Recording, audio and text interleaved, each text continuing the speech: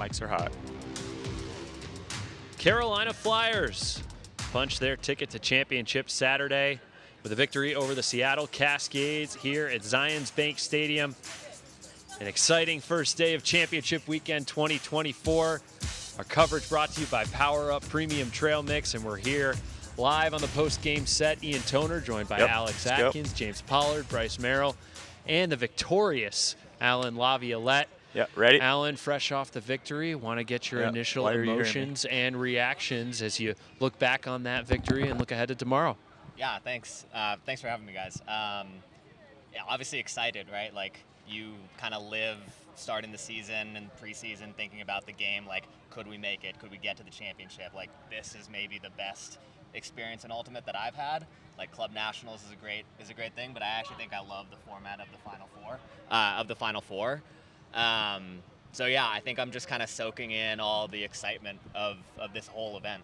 Can I ask you've accomplished so much and been on so many great teams in Carolina and elsewhere over the course of your career. What is it about this 2024 Flyer squad that makes you say this is one of the most enjoyable and exceptional experiences you've been a part of? Yeah, I think, like, achievement is a very interesting thing. There's, like, a couple awards which I think truly are, like, personal. Like, the Callahan, obviously, is one that, like, you are a player that stands out. But Ultimate's such an amazing sport because you have to do it as a group. Like, one person can't take over the entire game. And you see it throughout our season. Like, a guy is a little bit off, like maybe a little bit tweaky on injury, and like the next person steps up. Like, we don't ride the same horses again and again and again. We kind of spread it around for who's like having the hot hand, so to speak. I mean, Fax has nothing on the stat sheet in the South Division Championship, which is incomprehensible. And then he goes off for, I think, 7+ scores tonight. I think that's emblematic of how well you guys distribute the load on offense. And how have you guys gotten to that selfless place? It's a great question. I mean, a lot of these guys had the privilege of playing together in college, and so they just grew this inherent trust to one another that, like, I don't have to go get it at every single moment. Like, I trust that the next guy's going to do it. And even though we all didn't go to, UNC or NC State or something like that, that culture kind of just, like, bonds us together. You also don't see a bunch of guys that, like, come in out of the area. It's really, like, I am a weird exception to this, but it's a lot of, like, homegrown talent, right? Like, it's a bunch of dudes who maybe started playing YCC or, like, middle school Ultimate together. And so it's just infectious, honestly. Allan, watching y'all's sideline in that fourth quarter, the game was getting big. The moment was getting big. And I watched your O-line step all the way back behind the benches and have a pretty long conversation. Tell me a little bit about how y'all were able to stay calm and, like, run y'all's O-line game plan as the defensive pressure, as the moment sort of grew late in the game. Yeah, that's a great question. I actually don't even remember the moment that you're talking about. I, like, black out a little bit when we're playing. But, I mean, Mike D is, like, one of the greatest, like, unifiers that I've ever had the experience of, having in the sport. He just sat us down and he was talking to us, right? Like, he's like, hey, you can overthink this, or you can take a second, listen to what I'm saying, and try to implement it. Like, we've been here before. Like, we can do this. It's not a matter of, like, there's not, like, an if or when. It's just a matter of, like, doing it, right? Speaking of hot hands, how did you catch that one pass that seemingly looked like it was going right by you, and then it was just, like, on your hip, just attached? That's funny. I was kind of playing the Mac, hoping someone was on the back end. It came by me, and I was like, okay, cool. Maybe if I just hit it up a little bit, and it kind of stuck right in my elbow. Yeah, like reaching back. Saw Dylan back then, and I was like, oh, nope, I got it. I just got it. All right. Forearm. Allan, I wanted to ask you, I know it was the Flyers' first time playing Seattle. Like, what stood out to you about them as a team, and what was it like playing them? Yeah, I actually grew up in Seattle, and so there's some tenants that exist still. Like, I think you'll see them. They do these, like, driving upline cuts, and they really make you work to, like, have to defend that. They're also one of the more talented, just, like, disc in their hand teams that I've seen, and it's not like 1 to 2 people. Like, Atkins yourself, you can attest this. Like, you're an amazing thrower, but I would say, like, more people on Seattle that I see are good at hitting, like, the cheeky small breaks, like, great with disc movement, great with hitting around backhands, which is something that you don't see a lot in the meta of today's game. Was there any moment where their defense kind of like really had you on your heels and kind of reassessing, like, how are we going to regain our composure throughout this game? Yeah, I mean, watch the film. Lucas Ambrose is a monster, man. I don't think we knew we had to game plan for like what to do against him. And I know I got blown up on an under. I was just like, wow, tip your hat to the guy, right? Like, he's a problem. And I think, like, I have no idea how old he is, but he seems like he's going to be a problem for the next, like, decade in the division. So. Yeah, I mean, that one on Anders, too. Like, you just don't see people lay out D. Anders at a front cone. Like, that's where, like... You sure don't. No, I mean, like, that guy makes his living at the front cone. And to see that, that's like one of those pattern breakers that you're like, all right, wait, what's going on here? Yeah, he had a special performance tonight in a really spectacular season. We had the fortune of talking to Henry Fisher very quickly at the end of the broadcast, and he's just been an unbelievable difference maker for your D-line. And he was telling us this is the first time he's played D-line in his storied career. Can you just talk about what it's been like competing against him at practice and what it's been like seeing him as a D-line teammate now? It's crazy. I mean, that 2021 season, I would say, like, go back and look. I'm shooting to that guy every other time. If I see him going, even if there's two people peeling, like, doesn't matter. 6'6", as fast as he is. It's really nice. It pushes guys like Fairfax at practice, which is something we don't always get the opportunity to do, and challenge him. It's also like a huge testament to him, like selflessly coming back and not being imposing and wanting to play offense, but kind of like seeing a spot that he could make a big impact. But yeah. When we look ahead to tomorrow's matchup, you're facing off against the wind chill. It was windy, perhaps a little windier in that semifinal relative to yours. What are your first thoughts about Minnesota as an opponent, a team that Carolina has never faced before? Yeah, it's a great question. There's a bunch of guys in the program that go to Carleton. They have a good feel on kind of like the Midwest vibe. So we're going to lean on them certainly to help us. I haven't watched any film of Minnesota.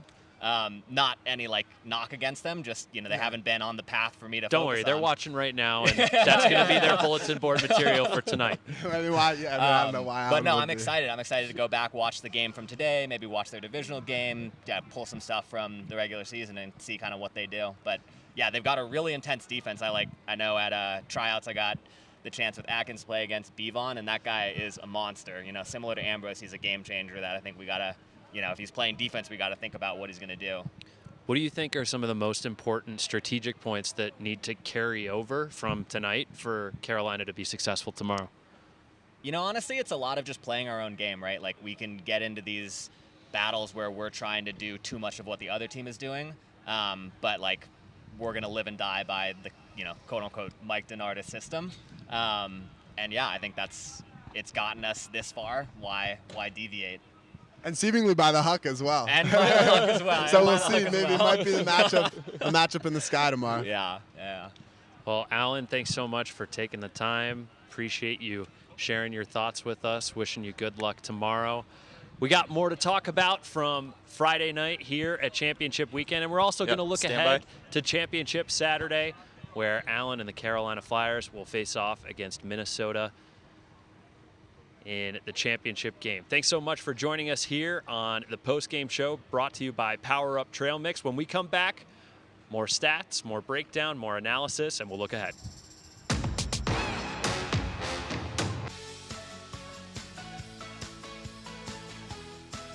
Hello, Premium Trail Mix. Power Up is a snack that is uncomplicated and uncompromising. Every ingredient is thoughtfully sourced and carefully crafted for a mix that elevates your snacking experience. There's no better way to power up your day.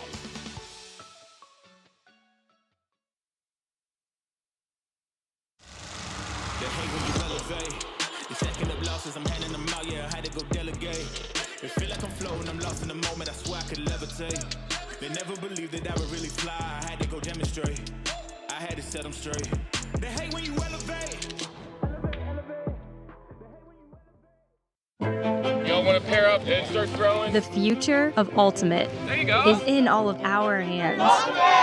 From playgrounds and backyards to fields and stadiums across the country, the UFA Inclusion Initiative strives to increase diversity in Ultimate Frisbee. by engaging communities of color and providing a platform for underrepresented communities. Michael Keough, Matt Smith is a legend. Together, we can grow our sport and celebrate our differences, both on and off the field. Tomorrow night, just like everyone here predicted, we're going to have Carolina facing off against Minnesota for the 2024 UFA Championship. I'm sorry, Evan, what do you have to say? If Fairfax had caught that last goal that he was fouled on, I would have called the Flyers Cascades score exactly right. Okay. I said 21-16. Okay. But did you call the DC Minnesota score exactly right? I almost did. I said it was going to be 16-11, and it almost was 16-11. I just had the teams the wrong order. Okay, just a minor detail. A lot of almost point. over here. Thanks so much for joining us, Ian, Alex, James, Bryce, Evan. We're looking back on a wonderful first day of championship weekend. I think 2 games that had similarities and differences. The conditions were challenging, but perhaps a little more intense in the first semifinal.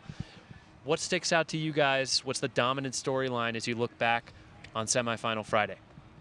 The wind. That's fair?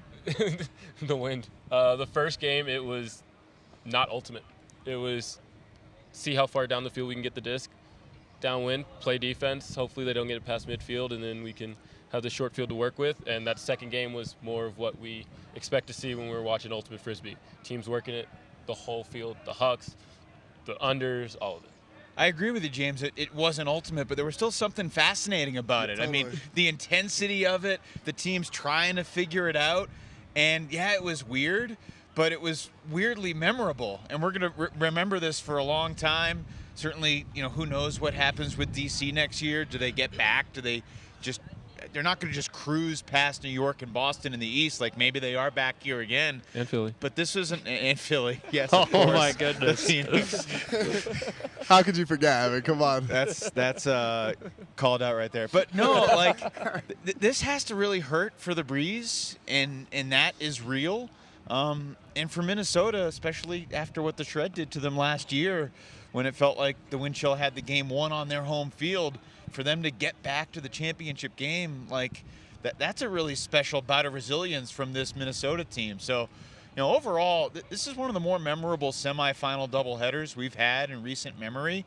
Like, there have been some great games, and I don't know if there was the iconic moment tonight that we'll be talking about. Like, was there even a buzzer beater tonight? I don't think we had a single buzzer beater, which is rare. I don't know if that's ever happened before where we've gone 8 quarters in the semis without a buzzer beater.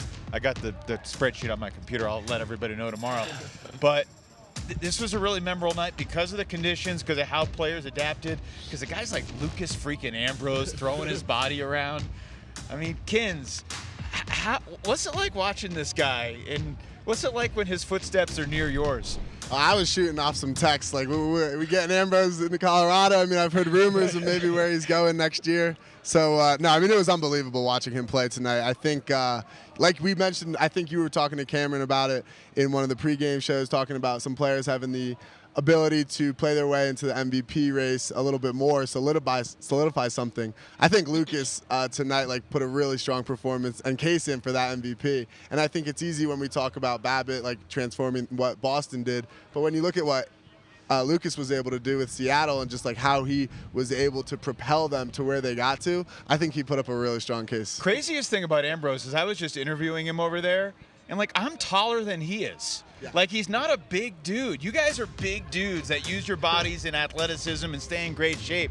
He's got a way of, like, he's not that much bigger than Anders Jungst, but he has similar speed, similar instincts, and just this infectious energy about him. He's incredibly explosive, and, like, I mean, I don't remember someone with the ability to make plays like that in the league for a long time. I mean, it's like the amount of big plays and momentum that he's creating for his team consistently is unbelievable, and it's rare. Like you just don't see that. So yeah, I mean that was awesome. And I think like one of the big things that stood out to me tonight, like we were talking about, and you were saying how memorable this was. It was like these weren't games where one team took an early lead and just cruised with it. Both of these games, the teams were making runs, and you could have seen.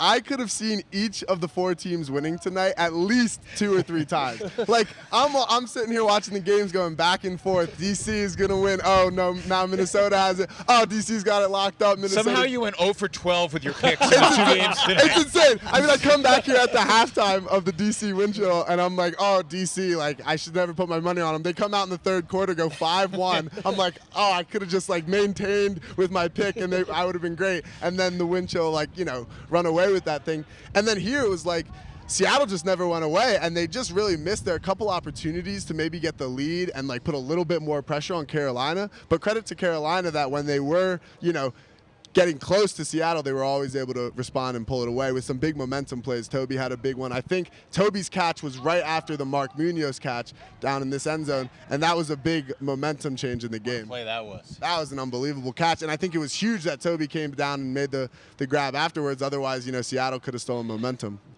So did Minnesota make you a believer at long last? No, I think I'm sticking with Carolina tomorrow. I don't know. I mean, depends. That's the best news. The wind chiller's so pumped to hear that.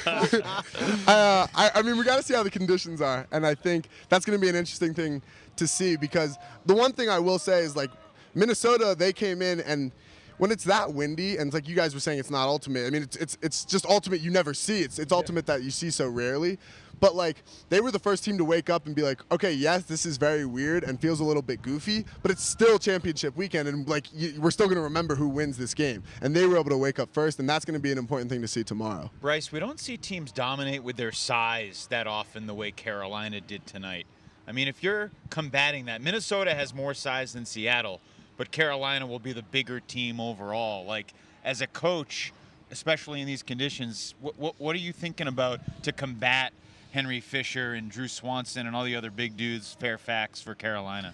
It's the waking up. I mean, first, an appreciation of Mike DeNardis to allow his team to come out into a championship weekend and throw 25 hucks. That, like, takes some confidence, because if that goes awry, there's going to be a lot of blame of the undisciplined style and yada, yada. Yeah. He does not care. And so he also wakes up. You know, Minnesota, their advantage was to play a 35 turnover win with it, that they win by 5. And Carolina's advantage was to put up some shots to their athletes over and over and over. And, I mean, just it doesn't matter how many they converted. They got 25 shots off, and that's nutty. Obviously, having a Henry Fisher on your D-line or a Fairfax or these other guys that you listed give the Allan Lavette and Elijah Longs a lot of options. I think tomorrow, these 2 coaches who showed that they can read their advantages, their comparative opportunities, they're going to have a different plan, but the process is going to be the same. 2 great coaches, 2 great coaching staffs are going to watch the film, and we'll find out what they come up to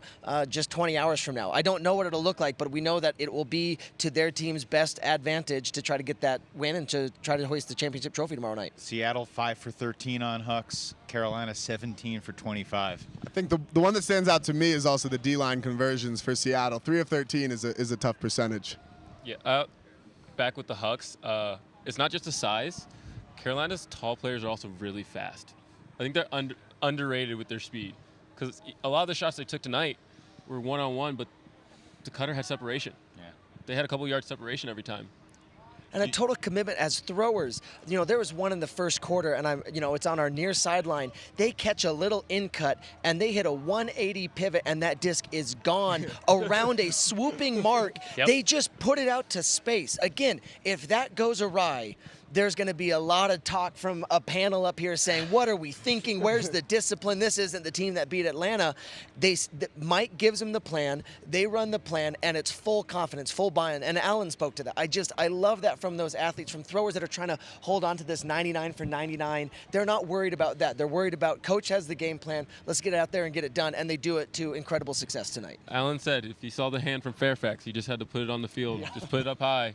He's going to come down with it. That was such a sick throw. Such a sick throw. Oh, my goodness. Such a sick throw. Reminded me a little bit of like a Harper Garvey throw when he played for New York in 2019. Maybe another cut-esque kind of flick across the field. A little bit. But, like, I mean, the vision and the leading. Yeah. And, I mean, we were talking about, like, confidence and also some special playmakers like Tobias. Like, he had a couple turnovers tonight, but the fact that he can turn over a couple hucks, catch a next under, and just rip the same thing. I mean, out of a 20-year-old, that's something special, and it's going to be like fun to watch him throughout his career. And I think the hardest thing to bet on in the finals is who's going to be the player for Carolina that goes off.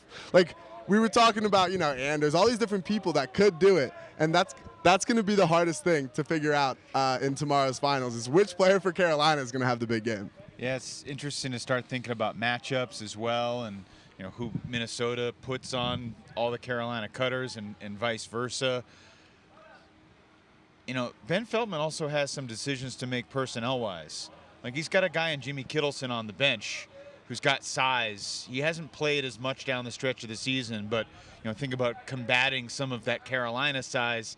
I don't know. I mean, I don't know if Kittleson has anyone on the Flyers O-line that he could match up with, and you're not going to put him out there on offense, so probably not. But, like, you know, Matt Rader needs to have a good game tomorrow if Minnesota's going to have a chance. They need him to be big, no doubt, on a turn when Henry Fisher's going deep, because Fisher's probably guarding Rader on the Flyers D-line when the Minnesota O-line's on the field. Yeah, and it seems like Carolina's going to huck it. Like, they led the league in huck attempts. They were obviously hucking it a bunch tonight. Like, a big storyline is going to be like, can Minnesota stop that? You know, and can they make blocks in the deep space? Well, I think one thing, like I said, wind. That first game was so windy. Yeah. Like, if it's not windy tomorrow night, we don't know what Minnesota's bringing.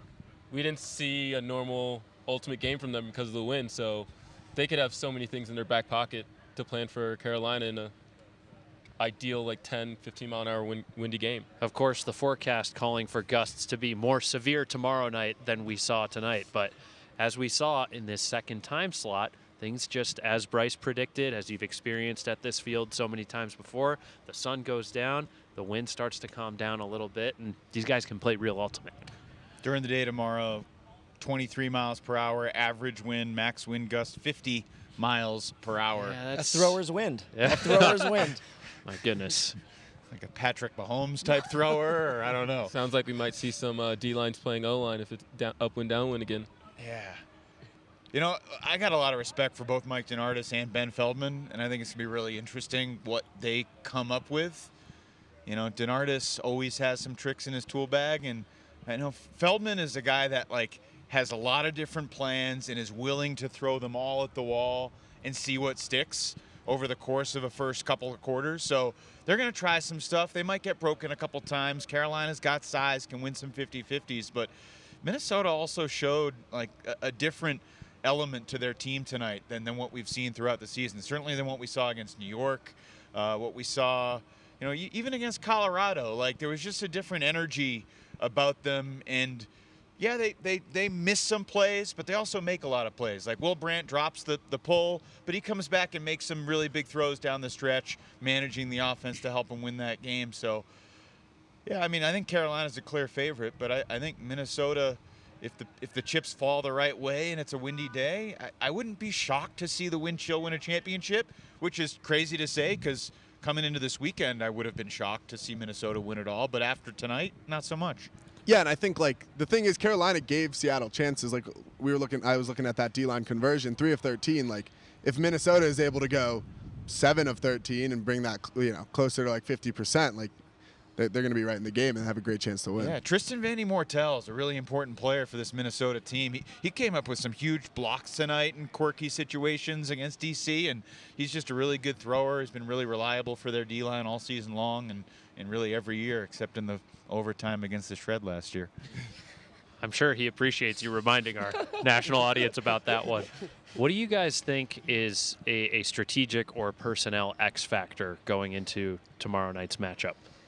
I think both of these teams thrive on the rhythm, and I think you're going to try to see Coach Feldman and Coach DeNardis stay ahead of that rhythm. I thought there was a couple of really bold choices today for when Carolina chose to employ their roller pulls. You know, and based on the wind and based on when the quarter was, it was not a commonly used roller pull. It was 100% about disruption of rhythm. I think they saw Seattle bring out their swing line maybe, and they're willing to do that. I think the same way Minnesota tries to disrupt with those those opportune doubles. They're not going to run it for a couple of plays. They're going to let you get in that isolation mindset, and then out of nowhere, they're going to double 2, 3, 4 cutter-to-cutter continuations in a row. I really look to see, depending on the wind and depending on what the story of the early first quarter is, how can these two teams roll out a couple of these more unique sets or these sort of gimmicky sets that they use once or twice a season, but championship is the time to use them. And so I'm really excited to see what these coaches are able to bring and how they're able to use some of those marking schemes, those roller pulls, those disruptors.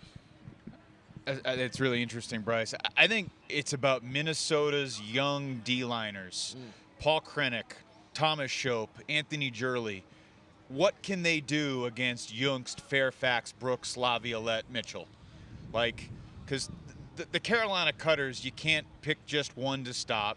You can't focus on one and try to force the disc in the other. They don't care who's hucking and who's going deep. So can those Minnesota guys, and look, Krennic is a really talented player. He played really well tonight against DC. Can Krennic win the Fairfax matchup? Maybe. I don't know if you can ever win that matchup, but can he play him to a respectable level? If he can, and if Thomas Shope can run around with Tobias Brooks, Minnesota's got a chance. Again, if they can convert those breaks, to Kids' point. Yeah, and I think another thing is their depth, kind of like you're mentioning, is going to have a big game, because I think like what you're saying with Carolina, it's hard to figure out who you're going to take away because they have so many options. And so you're going to want to see a little bit of that out of Minnesota, because you got to assume that Carolina is going to be focusing on Will and Klain and some of these guys. And so can the other guys from Minnesota step up and keep them in the game? But we're 2 hours removed from watching him do it against 6 Team USA players, defending club champions, and you replace those Carolina names with equally big and bright names from DC. I know the conditions were what they were, but we just saw such a gutsy veteran performance from these young guys, PK and those guys included. I think at this point we're too, why not? Why not them, and why not those guys taking on some of these big matchups? What was it like for you to see Max Dillon make some plays tonight? He looked great. And why not Max? Listen, I can't wait for him to be in a championship game tomorrow. Add him into the mix of those Minnesota young guys. James, you played Carolina this year. Yes. What stood out to you about going up against them head to head and seeing them in between the lines? They're big. They're fast. I think tomorrow's going to be throwers. That's going to be the difference. Bryce talked about the